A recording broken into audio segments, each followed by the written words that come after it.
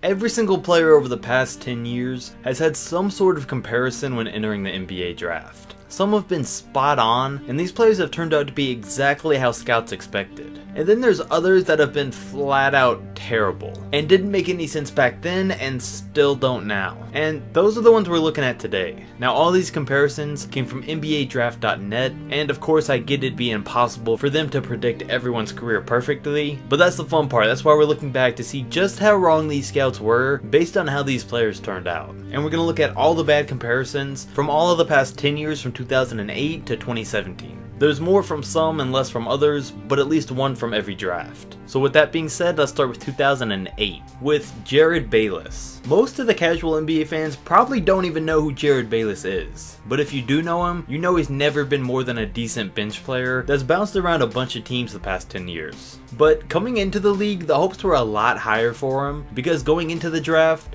Bayless was getting compared to Gilbert Arenas and Jay Williams. I mean, from how he played in college, it kinda makes sense, but for how he's played in the NBA, they couldn't have been any more wrong. I mean, Arenas was an elite scorer and playmaker, and Bayless is a good corner three-point shooter. And then the other bad comparison from 2008 was Michael Beasley. And you know that someone who played as good as Beasley did in college and wound up as bad as he has been had to be on the list for the comparisons he was getting while at Kansas State. Beasley had one of the best college seasons ever, putting up 26 and 12 on 56% shooting and 38% from three. He was so dominant as a freshman that he ended up getting comparisons to Carmelo Anthony. And his first few years, those comparisons had flashes where they looked accurate, but pretty much ever since then he couldn't be any further from it. So with the way his career ended up, this one's just been horrible. And then we go to 2009 with Hasheem Thabeet. Alright, Thabeet was an okay player on offense, just scoring over all the smaller players, and a dominant 7'3" shot blocker on defense in college. Which is why he got drafted second overall and drew his draft comparisons to Dikembe Mutombo. Hasheem dominated on defense and averaged over 4 blocks a game for his 3 years at UConn.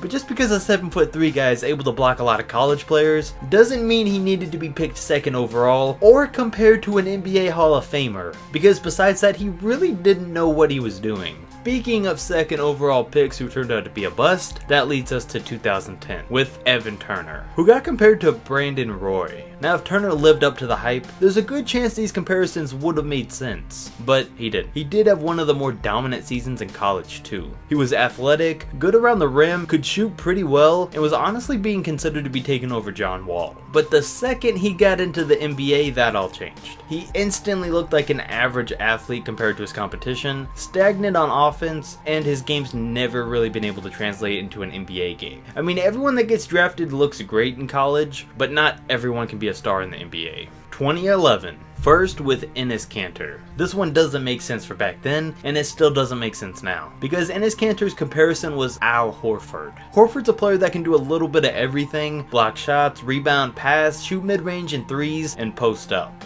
But when we think of Kanter, we usually think of just a traditional big man. I do think Kanter's been heavily underrated for a while, but not that underrated. He doesn't play the same style or as good as Al Horford. Klay Thompson. Alright, this is definitely one of the worst comparisons on the list, and possibly of all time, because Klay Thompson's comparison was Marco Bellinelli. Bellinelli's pretty much been known his whole career as just a three-point shooter, and Klay's turned out to be not only a 100 times better, but one of the greatest shooters of all time. Back then his weakness was said to have been his athleticism, but that hasn't stopped him from being one of the best defenders and players in general in the league for all these years. And the fact that scouts had Klay Thompson turning into a guy like Bellinelli is just hilarious to look back at this point. Kawhi Leonard. Alright, honestly this one's not too bad, with Kawhi getting compared to Luc Mbah a Moute and Gerald Wallace. Kawhi's offense, even to this day, is a similar style to what Gerald Wallace had, and his defense is similar to Mbah a Moute. Now he's 10 times better at both of those things than both of those guys, but it's still a pretty solid comparison, especially with the players that had been in the league to that point. I mean, he really should have been compared to Scottie Pippen, but he didn't.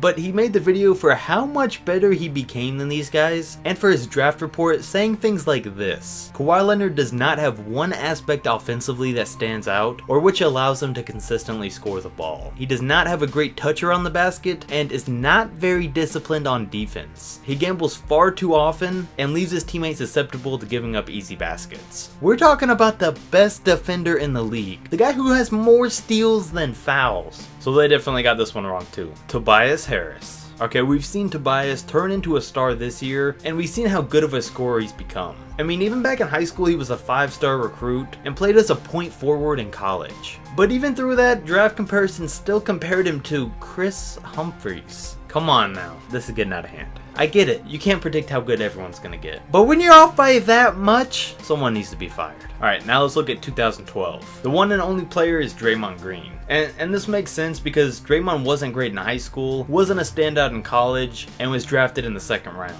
And even then his career started out pretty slow. So we can't really blame anyone for this one, but the man was compared to Jared Dudley going into the draft. And I mean, they both had similar styles and weren't the most athletic. So I'd say they did a decent job of judging him as a player back then, but a terrible job of judging his potential. And now we got a lot from 2013. First with Cody Zeller. Big things were expected from Zeller, who went 4th overall in 2013. But I still don't think he should have been compared to LaMarcus Aldridge. And by the way things have turned out, he shouldn't have. His draft report said that there was a very little chance that he'd be a bust. And I guess they were kinda wrong there. Because up until now he's been nothing more than an average center in the NBA. Victor Oladipo. So now we got the other member of the 2012 and 13 Indiana team. And this one's terrible too, with Oladipo getting compared to Tony Allen. Victor has always been a great defender, and he did take time to develop his offensive game, but his report said that he didn't have a complete offensive game and might not ever develop one. And with him getting those comparisons to Tony Allen, shows you just how bad they thought his offense was and could have become.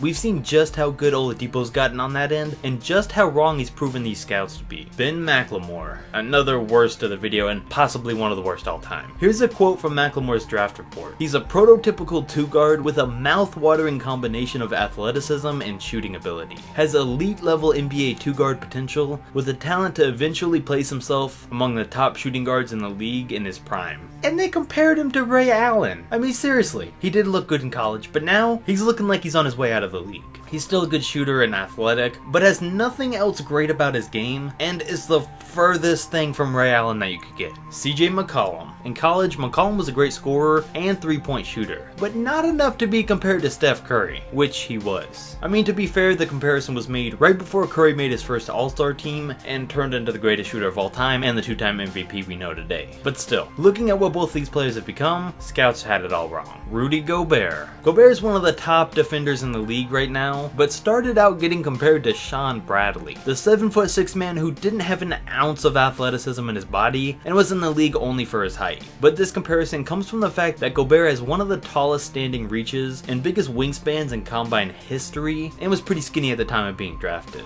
I mean, they did mention how Gobert was a good rim protector, but come on, he still deserved better than Sean Bradley. 2014, with Andrew Wiggins. We all know that media and fans compared Wiggins to LeBron and KD, and some sites had him compared to a mixture of Tracy McGrady and Clyde Drexler. But NBADraft.net had him as a cross between Vince Carter and Rudy Gay. Not gonna lie, this isn't the worst comparison, but I did just have to mention him for all the other comparisons he got out of college and high school. Dante Exum. There were big hopes for Exum as a 6'6" point guard coming from Australia, and there usually always is for a point guard that big. Pause. And those guys usually get compared to Penny Hardaway, which is what happened to Dante. I mean, just because they're tall doesn't mean they're always going to be great all-around players like Hardaway was.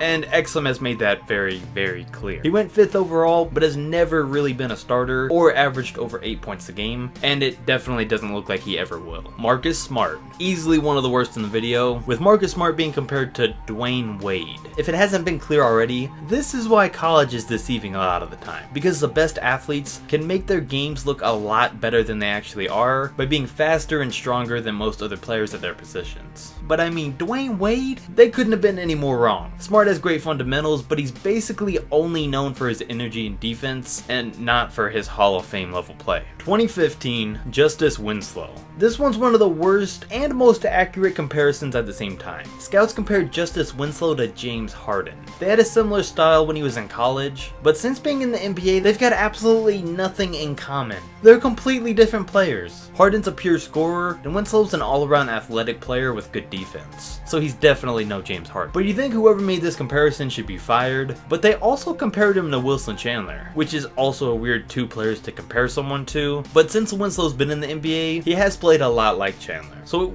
strangely, this one was terrible and great at the same time. Kristaps Porzingis. Kristaps was compared to Andrea Bargnani and Pau Gasol, which really isn't the worst comparison for him, but he just makes a list for the fact that they didn't compare him to Dirk. Like, come on, they're twins. Stanley Johnson. A lot of you might not have ever heard of Stanley Johnson, but he's the Pistons' backup small forward, averaging 7 a game for his career. Out of college though, he got compared to Kawhi Leonard and Ron Artest. Now don't get me wrong, Stanley's a great underrated defender, but Kawhi and Artest were lockdown defenders and great on offense too, and Stanley Johnson isn't. So for now, they overrated Johnson by a long shot. 2016, Brandon Ingram. Brandon Ingram getting compared to Kevin Durant.